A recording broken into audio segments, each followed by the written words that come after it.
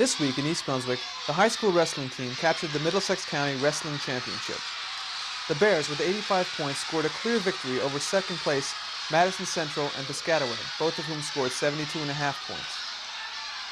Central to the Bears' triumph were the individual match victories of Antonio Toto, who won by a score of 12-3, and Ted Slowinski, who scored a 9-3 victory. Once again, our congratulations to the Bears. The East Brunswick Division of Recreation is accepting registrations for its youth softball instructional program. The registration fee is $12 per child plus an additional $4 late fee for registering after March 26th. The program instructs registrants in all softball skills: throwing, batting, fielding, strategy, and rules governing the game. This year's program will service children in the 4th and 3rd grade and is open solely to East Brunswick residents. Registration fees may be brought or mailed to Division Headquarters, 334 Dunham's Corner Road, East Brunswick.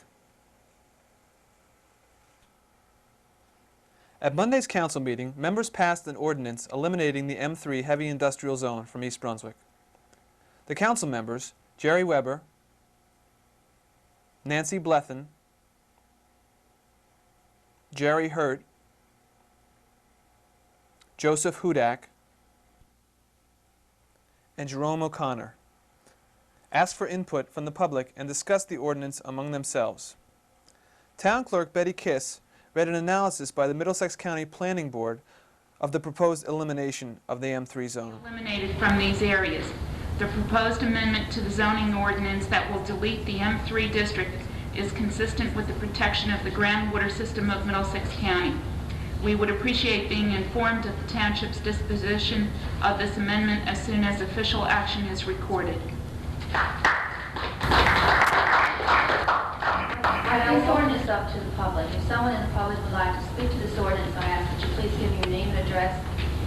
Please limit your remarks to 5 minutes and direct your comments to the chair. In regards to the new zoning changes proposed of the industrial land in East Brunswick, I'd like at this council meeting to go on record and to note, by unanimous vote, the Chamber opposes rezoning all lands previously zoned M3 and industrial to M2, as this change would inhibit industrial development in this township.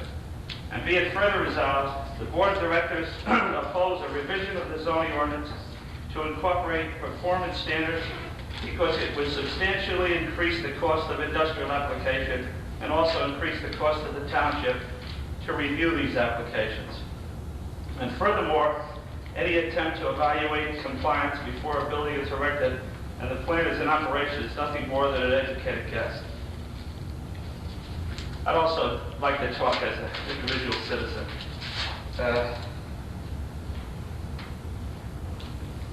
From time to time in our life, we have to make decisions as citizens. And I see something happening here that it seems that the council, from the newspaper reports and that, are trying to hide the fact that all this is done because of Boulevard of Pride. That they seem to take the position that this thing just came up and it's good for the town, and we want to be a very strict town, and we want to keep out industry out of this town. And I sit very close to this property with my property. And I can see what's happening here is that there's a legal question, and you're trying to decide a legal question here. And I really don't think that that's your job. I'm concerned. I know there's a lot of people here that see some danger in this plant, and I'm not saying I'm not for the plant or against the plant. I'd like to wait and see if this is good for East Brunswick or not. I know I've been on the Water Quality Board for 5 years. I know what landfills, how dangerous they are. I know there's a possibility that this plant may go to South River. We'll have all the disadvantages of the plant. It may even go, what a perfect spot to go to Kimball with some provision that they'll take care of the existing landfill there. So what's happening to us here, we may get all the disadvantages of this plant, if there are any, and none of the benefits, and we'll settle for this lighter industrial zone. I'm here to speak with regard to the ordinance which is presently before the council. The ordinance which the planning board is considering, of course, hasn't been drafted yet, and I don't know what it's going to say. To that extent, I don't know whether we're going to support it or we're going to oppose it. But tonight we have an ordinance before the council which just simply eliminates the M3 zone and changes all M3 lands to M2. And to that extent, that's the ordinance which I'm addressing. And I think it's bad zoning. And I think everybody up on the council thinks it's bad zoning. You just don't abolish a zone. You look at the ordinance and you decide what's good and what's bad. You look at the M2 zone, you decide what you'd like, what you don't like. You examine all your zones and you revise them in accordance with a comprehensive plan, and that's the law. But there's no comprehensive plan before this council. There's no comprehensive plan before the planning board. It's a simple one-stroke ordinance. Abolish the M3 zone, everything that's M3 should be M2. This is not what's contemplated by comprehensive planning, which leads to the adoption of zoning ordinances. As a matter of fact, this zoning ordinance directly contravenes your master plan, because your master plan provides for resource recovery. So to the extent that you're writing that out with this ordinance, you're doing violence to your master plan as it presently exists. This area, if you take a good hard look at it over the past 30 years, hasn't developed into much of a heavy industry zone. And if you take a good hard look at it, you'll see there's some pretty logical reasons why. There's no rail access in there, and there's very poor roads going into there. In fact, there's only one real road going into the larger parcel of the M3 zones. And this has really discouraged heavy industry from moving into the area. Now, why hasn't other area industry moved into there? As Mr. Butch has adequately pointed out, M1 industry could move into that area if they chose to too. Well, M1 type industry, something in the form of a doctor's office or something like this, is certainly not going to move into a zone which potentially could have a chemical plant alongside of it. It would be very inappropriate for them to do so. So the M3 zone, in fact, because heavy industry is not suited to that area, it has not developed. We feel, most of the residents in the Pine Ridge area, who incidentally have been working on this problem for over 5 years that I know of since I've been a resident, we have discussed this with some of the town council members as much as 3 years ago. We've been pushing for this for a long time. We honestly feel that it's in the best financial interest of this town to have the zone changed. As a matter of fact, we would have encouraged to go all the way down to M1. The fact of the matter is, as an M3 zone, we're not getting any revenue out of it. As an M1 zone, or as an M2 zone, as it's going to be zoned, there's a good possibility that lighter industry may in fact move into the area. There may be a cleaning business in there. There may be a doctor's office in there. There may be a professional building in there. This is going to give revenue to the town and defray our taxes. And that's what it's all about. There's no sense having a high-priced zone in there that you can't sell to anyone and we can't get any revenue out of it. As an M2, we've got a shot at it. As an M1, I think personally we'd have an even better shot at it. Mr. Levy has also mentioned that this is in contradiction to the master plan because our master plan calls for resource recovery. I'd like to point out to him, as I pointed out to Mr. Butch, the mayor, and the town council, that resource recovery does not mean you have to have a garbage burning incinerator. It means high technology resource recovery. It could be a recycling plant. We could recycle newspapers, aluminum cans, have collection centers down there, all well within an M2 zone and not putting out any problems contradicting to it. So we don't feel that the zone change is in contradiction to the master plan, but rather in favor of it.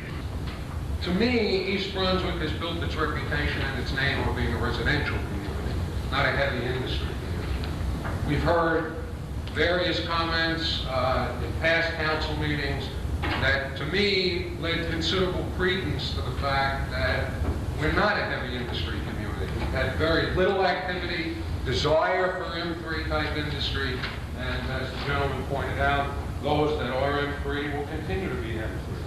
The two zones that are presently designated M3 are rim very heavy residential areas, as all East Brunswick is. And to deny those residential areas continued residential access by keeping them as M3 zones if the council does not adopt this ordinance, I think will be detrimental to the future of the township. And I urge the council to move ahead with its adoption of this change. Thank you. All right, it's been moved by Mr. O'Connor, seconded by Mr. Hudak. Is there any discussion? Mrs. Flood.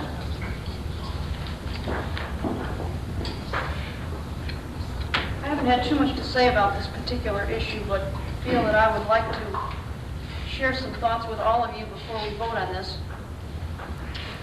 It's clear, I think, to all of us that this particular zone change is very much to defeat or attempt to defeat, or at least delay, the RESCO resource recovery proposal.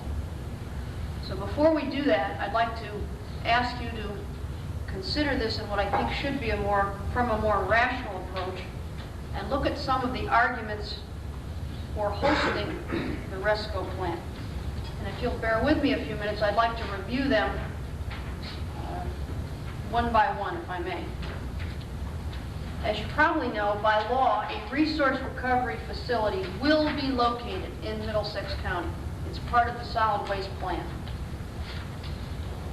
An efficient, well-run resource recovery facility reduces waste volume by 95%, but 5% is left and must still be disposed of in a landfill. So a resource recovery facility must be located near an existing landfill. Citing considerations for such a facility include three major elements: size and capacity of an existing landfill, road access, and existing land use patterns. So I think one assumption that we ought to, as a community, ought to make is that for all of those reasons, the Raritan River, South River Basin is an ideal location for Middlesex County's first resource recovery facility. There are other sites within the basin that are being considered. Edgeboro is one, a site a few thousand feet north in Edison, and a site a few thousand feet south in South River. I think we can make another major assumption. The proximity of all three sites to each other suggests that all will have approximately the same impact on this region. Some say that resource recovery is not needed at all, that recycling will do the job. Right now, currently, less than 1% of Middlesex County solid waste is recycled. By 1990, this will increase to 14% as a result of various government programs. But because of expected increases in Middlesex County's population, the county's solid waste volume is expected to increase by 37% by the year 2000. So I think we have to look at another major assumption. Recycling can help dent the volume of solid waste. It cannot provide a long-term solution to the county's solid waste disposal needs. We, as elected officials, owe the people of East Brunswick a clean environment. The first priority is the health and welfare of the taxpayers of East Brunswick. The standards of air, water pollution should be 125% of the effectiveness to protect the citizens. They should be above the standards of the state and the federal guidelines. We have learned from the experience of the State Department of Environmental that there's a lot to be desired in that department. We just have to look at the chemical control in Elizabeth, A and Z, Lone Pine. You could go throughout the state and find the flaws in the DEP. And these are going to be the people that are going to control this resource recovery plan. Now, when it comes down to landfills, I would say this, that in Middlesex County, we have more landfills than there are throughout the state, and they're bunched in. We have the Edgeboro landfill, the Edison landfill, we have the land reclaiming landfill. We live with Global, which is going to close. There was a tremendous amount of problems there. We had to contend with Kimbach. We had to contend with Etch. We had to contend with JIS. Now they're thinking of expanding some of the other landfills to 100 to 200 acres. I think that actually even the Middlesex County Solid Waste Department has a lot to explain why we have all these landfills. And as far as the problems in Middlesex County, I don't have to tell you about pollution. Our record in Middlesex County is very, very bad with the traffic on 18, the turnpike, and many of the other parts in town. The town is strictly a residential community. You have 10,800 homes. You have approximately 1,740 apartments. You have many people coming into the town. And to change the complexity, I would say this, that in present conditions, Edgeboro and some of the industry that's down there probably couldn't pass the planning board and the zoning board and the council today. And we in turn are going to compound that specific problem, and I think that is absolutely wrong. So I'm going to vote yes on this change. Thank you. Would anyone else like to be heard? Madam President, Your comment. I guess I really have to start off by saying that Mrs. Leffman's statement was quite a public relations piece, and I have to sit here and think what her motives are. Certainly her article, certainly the statement that she made in the paper certainly raised a lot of controversy, and I just simply want to restate what I've said before, and that is the reason for the proposal of this particular ordinance change is that East Brunswick, in my mind, is a residential community. Mr. Kudak said it. I think we all know it's a residential community. That's why we moved here. And if we do not change an M3 zone as it exists now, the possibility of heavy industry is always there. I think heavy industry, or the term heavy industry, is apparent in everybody's mind. It's apparent in the council's mind. It's apparent in the planning board's mind. And that's exactly what the planning board is looking at when it is going to offer proposed changes to the M2 zone, should this ordinance be passed tonight. If we don't change, or if we don't remove the M3 zone from our ordinances, then we might just as well call ourselves a Detroit or a Cleveland, because that's eventually what it could become. Again, this is a residential community. Again, that's why I moved here, that's why you moved here, and as long as I'm on the council or I have anything to do with it, I'm not going to see it change, and I'll do anything I can to stop it. While I didn't plan on making any tremendous statements about the deletion of merely the M3 zone, I really planned on making more comment when the M2 zone came before us on a positive note, but I guess I'm somewhere between Mrs. Bleff and Mr. O'Connor. I don't believe that we're going to turn into Detroit or Cleveland with an M3 zone. We haven't done it yet in the last 10 years, and I don't really see that happening in the next 10 years just because we have an M3 zone. But on the other hand, I believe that several things are the responsibility of council people. One, of course, is to represent the people that elected us, people of our township, not necessarily the people of Middlesex County, but the people of East Brunswick.